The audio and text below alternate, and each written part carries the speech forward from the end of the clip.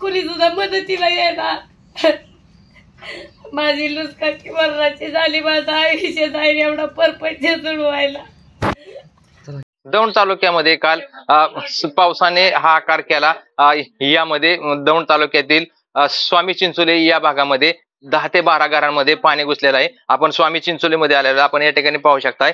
या ठिकाणी आपण एका घरामध्ये आलेलो आहेत. या ठिकाणी सर्वच घरातील सर्व संसार उपयोगी साहित्य, त्याचबरोबर किराणा बाजार असन, धान्य असन, टीव्ही, फ्रीज, त्याचबरोबर गिरण असे अनेक साहित्य पावसाच्या पाण्याने भिजून गेलेले आहेत. यांचा संसार हा सगळा आता उघड्यावर आलेला आहे. आपण यांच्याशी बातचीत करणार आहोत. काय सांगाल, घरामध्ये किती साहित्य होतं आणि काय काय भिजलंय?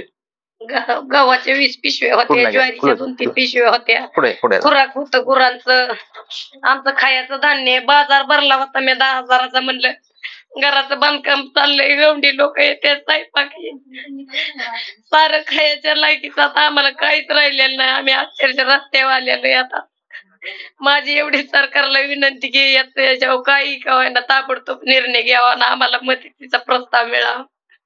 अख्खं माझं कुटुंब कुठं जायचं, आम्ही अंगाच्या कपड्याची बाहेर निघलोय. आमची किती पाणी घुसलं होतं घरामध्ये? गळे इतकं पाणी होतं. कागदपत्रासाठी आम्ही आतमध्ये आलो तसल्या पाण्यात.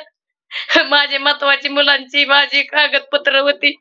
म्हणलं ती कागदपत्र गेली तर पुन्हा कुठं कुठं काढायची कागदपत्र, कशी काढायची बरं? कळे इतक्या पाण्यात आम्ही आलो कागदपत्र काढायला. रात्री तुमची प्रशासनाने राहायची वगैरे व्यवस्था केली का? नव्हती आमची. आम्ही मदत घेऊन जसं जसं आम्हाला बोलली तुम्हाला ती मदत, तसं तसं आम्ही दुसऱ्यांच्या घरी राहिलो. आयु इतकी एका घरी समतीचा 5-6 माणसं नाही ना कोण मदत देणार. आज सकाळपासून पाऊस उघडलाय, प्रशासनाचं कोण मदतीसाठी आलं होतं का तुमच्याकडे? प्रशासनाचं कुणीच नाही आमच्यासाठी मदतीला आलेलं.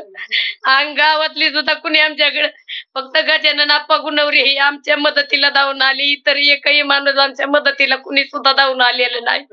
आप्पा अगदी आप्पांनी आम्हाला येऊन सहानुभूती दिली. आप्पा म्हणले तुमच्या जेवणाची आम्ही व्यवस्था करू बनले, तुम्ही नका टेन्शन घेऊ, काहीतरी आपण करू बनले.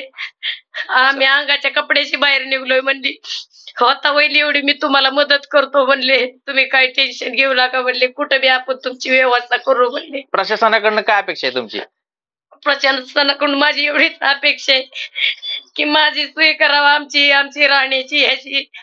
माझं एवढं नुकसानकी झालेली, माझं सारा परपंच गेला. टीव्ही, फ्रीज, गिरण, समजा माझं मटेरियल, धान्य, ज्वारी, सिमेंट आणलेलं होते घराचं बांधकामासाठी.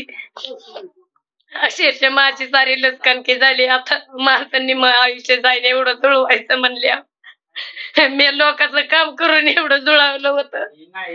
आता कसं मला जुळायचं हीच मला टेन्शन आलेलं आहे. म्हणून मला एवढं माझं सांगणे की होता होईल एवढं काही कवायना दक्षता घ्यावं.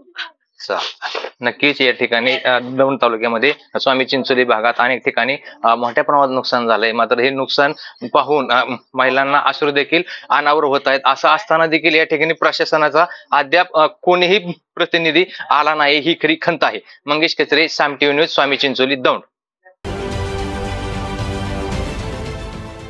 देश विदेशातील प्रत्येक घडामोडींचे लाईव्ह अपडेट मिळवण्यासाठी आता साम टीव्हीच्या सर्व सोशल मीडिया प्लॅटफॉर्मला लाईक, फॉलो आणि सबस्क्राईब करा.